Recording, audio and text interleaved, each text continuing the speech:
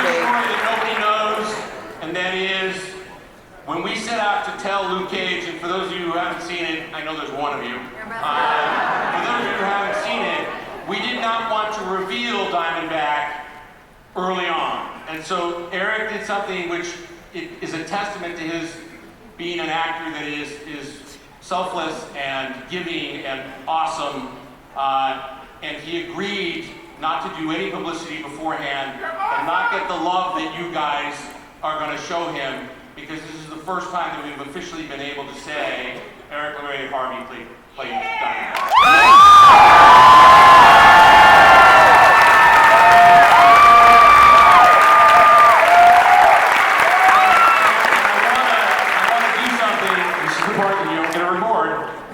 I want to show you something about how this man works. This is his introduction into the show. Sorry, I asked if anyone was here. If you don't want to see any actors, I'll go home. I think it's time that you met the cast. I'm going to start off. I had to fill these chairs eventually. I'm going to start off. This gentleman was somebody who came to us from a show that I know some of you are fans of, which is Dexter. He has been our guiding light, he has been our showrunner, and he has been the head writer of an extraordinary team of writers, and that is Scott Buck.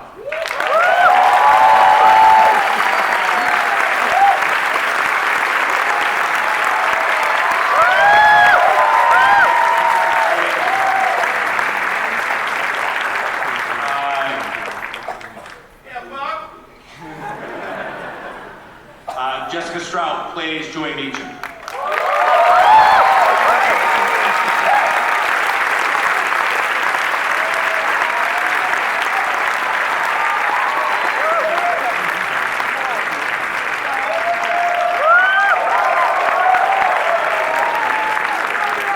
And Tom Pelfrey plays Ward Meacham.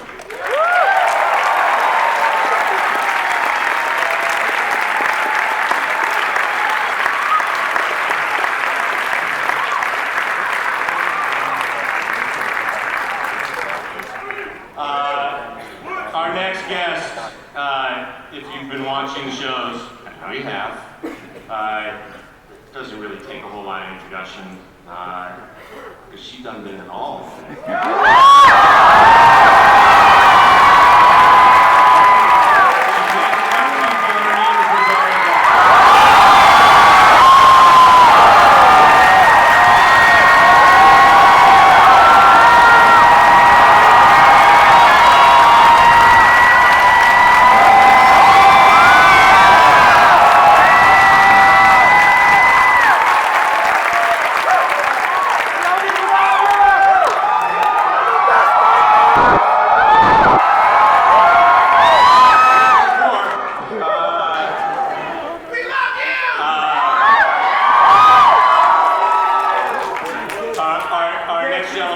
Someone that you will get to know after this, and all I can tell you is it's an extraordinary performance. David Wenham plays Harold Meacham.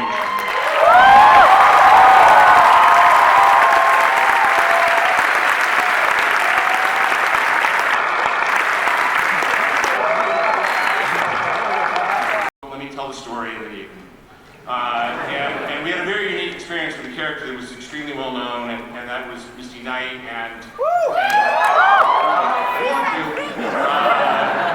This group is going to go. I'm just telling you. And it was that Simone Missick came in and just owned it, and we love her for that. She's not here. Okay, I'm telling you the story.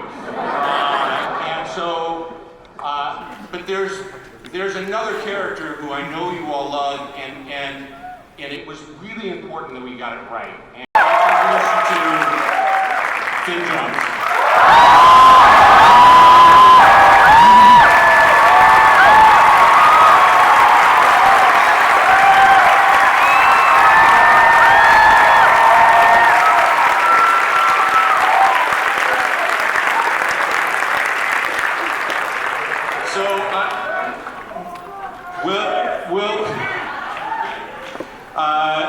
we're gonna, I'll be talking to them about all kinds of stuff for the next little bit, but you know what? I'm just wondering, you know, we finished shooting at 9 o'clock this morning, so it was hard for us to put anything together for you guys to see, so what you're gonna see is kind of gonna be, what we say, wet.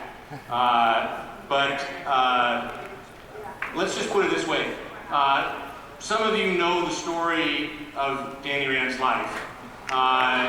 Danny Rand, at the age of 10, disappeared off the face of the planet and was presumed dead.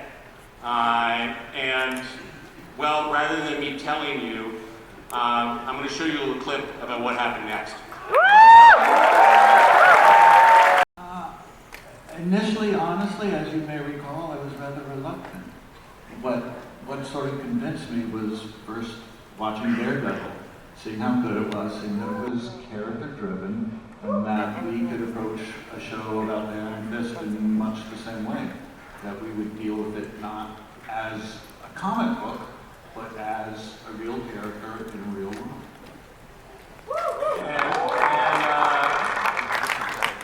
Finn, what was the day like when we called you and told you that you would no longer be Finn Jones and now you'd be Danny Rand?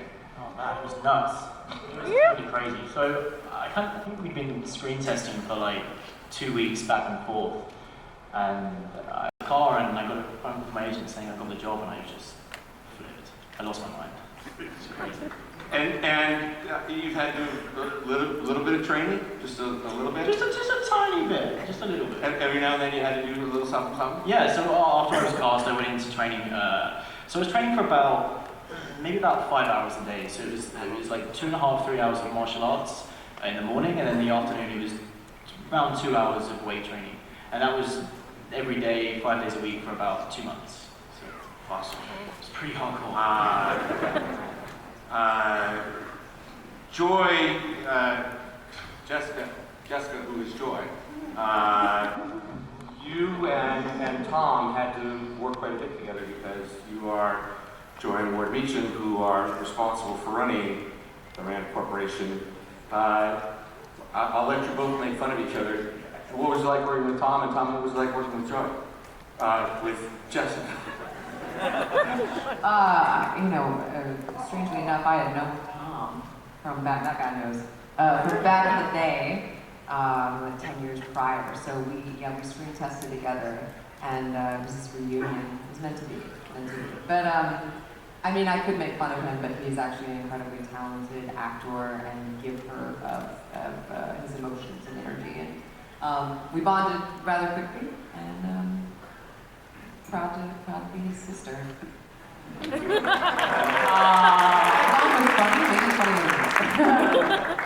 Yeah, Straup is honestly one of the coolest people I've ever met. Shows up prepared, made me better a lot of the times, and honestly sometimes showed up and showed me what the scene was really about.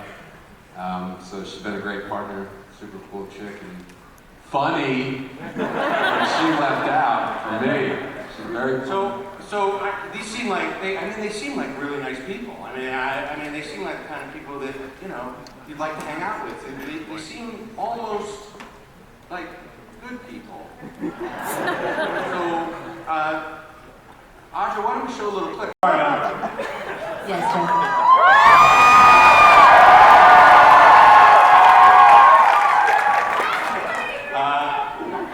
One would say that you're my good luck charm. I could say you are mine.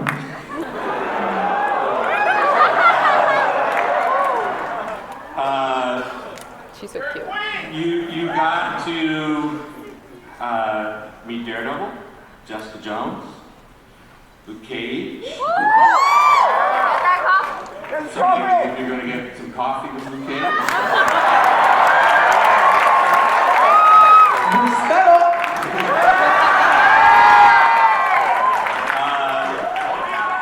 But you've been sewing up people for a while and being the best nurse that we know. Without giving away a little bit, you get to kick some ass in this particular game.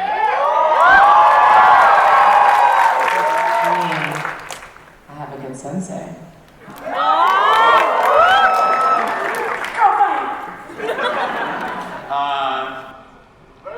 Just to give you guys a sense of the kind of action that you can look at.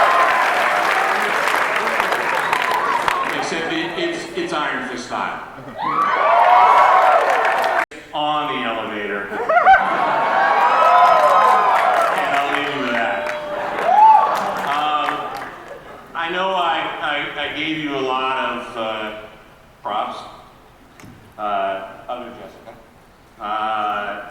About playing Colleen Wing. Tell them a little bit about that responsibility. You knew a little bit about the character, but then you had to learn more. It was kind of like the same way that Simone had to learn about the responsibility of playing Missy Knight.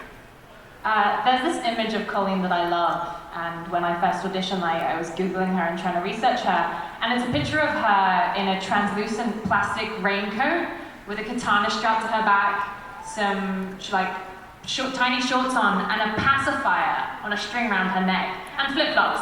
And I was like, what a dope character. And yeah, I know that there's such a big fan base for her, and especially her and Missy together, that I did want to do it justice. And a lot of it involved getting into the physicality of the role, because it's so, fighting and martial arts is so much more than a hobby for her. It's a way of life. So yeah, I took it very seriously.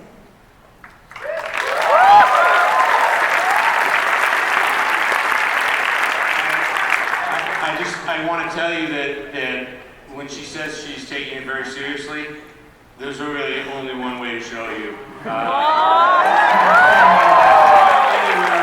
You're going to get to see what Colleen Wing does in Iron Fist.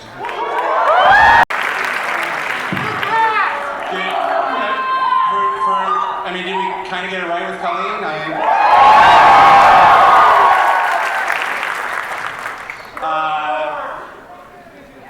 David, you have a very challenging role. Not as challenging as that. Harold Meacham has a lot of mystery behind his character. We won't want to get too much into it. But what was that like? Because you and I have talked a lot about how to play this part, and as such a serious actor, I just give them a sense as to how you sort of got into it. Well, what was rather intriguing was the fact that it was extremely mysterious, because as cast members, we actually didn't get the scripts until just before we were about to shoot them. So Marvel is a very secretive organisation. So they really left us hanging. So what that actually did was give I think, a great spontaneity to the characters, because we genuinely didn't know what was going to happen next to the character. How did I prepare for the piece?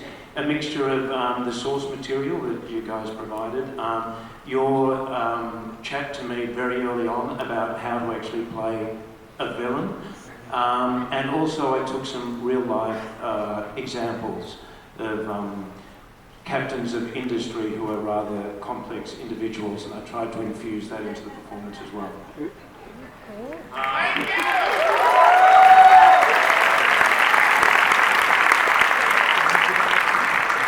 I have to set this up a little bit because let's just say that, well, if you were presumed dead and you had no way of proving who you were, and you kept insisting, particularly the way that you were dressed in that scene that you saw at Grand, it's not going to end well. I think it speaks an awful lot about how people perceive people that are maybe fallen out of society in a way. Well, rather than just talk about it, why don't I show you kind of an exceptional scene between David and Finn that's when they meet so hard for so many months. We shot a lot of nights. And for those of you who want to understand what that means is, like, you start at 7 o'clock at night and you get to go home at like 9 o'clock in the morning, like they did last night. And that kind of commitment is because of you guys, because they wanted to get it right, because they wanted to give you something.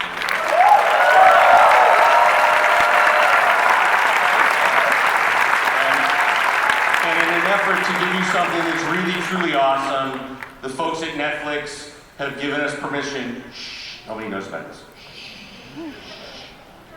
But you are, the New York Comic Con and the people of New York City are about to see for the first time the premiere of the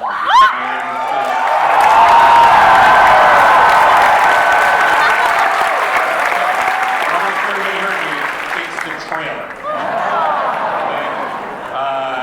So, I know some of you thought I was going to show you the show. I told you we stopped shooting this morning.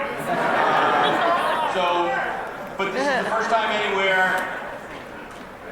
It rocks.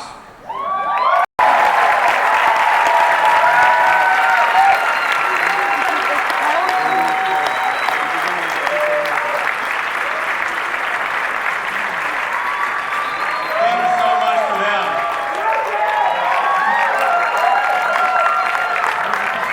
Take your mics. Take your money. We love you!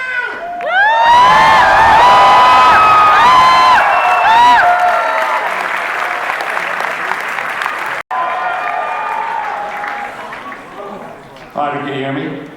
Yeah. Dim them? The lights?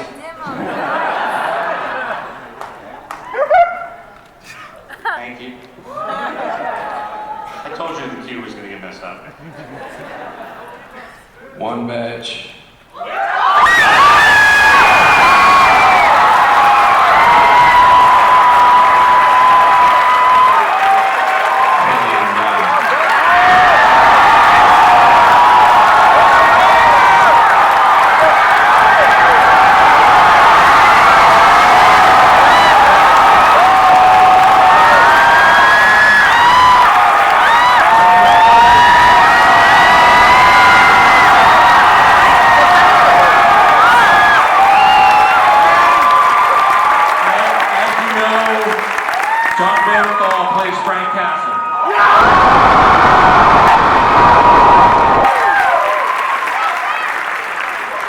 What you don't know, unless you've been looking on websites you shouldn't be looking at, is that we're here to officially tell you that as of last Monday, we have started production on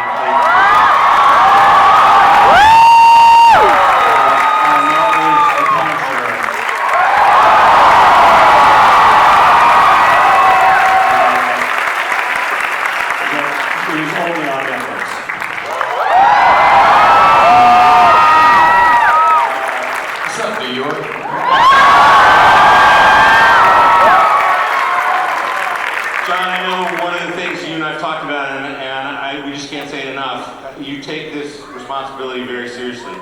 Can you talk to them a little bit about some of the people that inspire you in this job? Yeah, look, thanks y'all, and you know, Frank, I believe in Frank and his journey, and I'm fascinated by it, and to the fans of the comic, and to the members of law enforcement, members of the military, I'm just so grateful that we get the opportunity to tell another chapter. I give you my word on behalf of this cast and this crew, we are going to do our very best. We're working hard.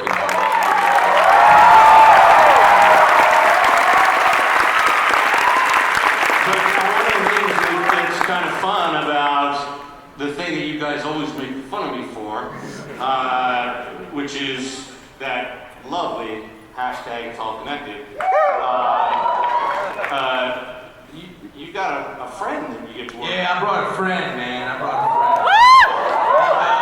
friend. Here's the thing, you know, when Professor Loeb told me we were going to be doing a season of Professor Loeb. Punisher, first thing I asked him is would I have the pleasure and the honor to work again with one of the most honest, the most kind and most talented actors I've ever had the privilege to work with. So it is not only my distinct honor, but it is my joy right now to announce will be joining me on season 1 of The Punisher. You know her as Karen Page.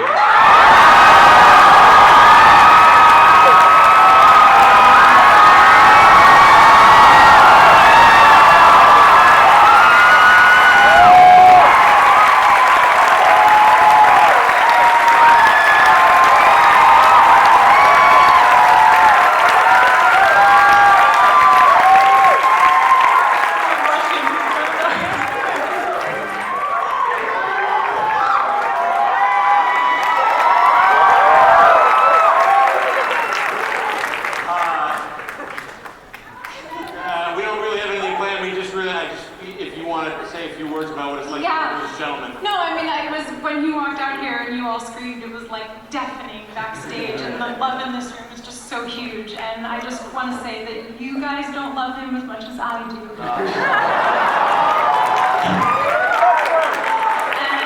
I just, yes, it's probably not, but when they asked me to come and do this, I was like, in a heartbeat, absolutely.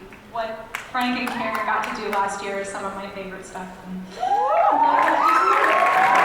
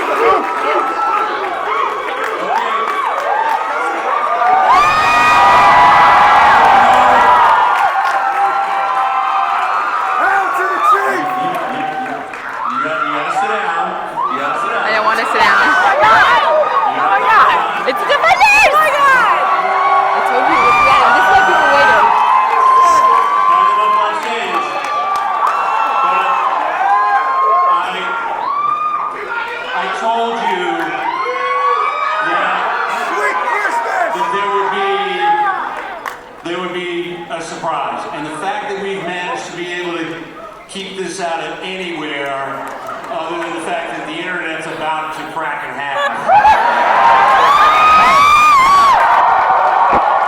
Oh my God. It is my enormous, and I can't even begin, like my heart is busting out of my chest.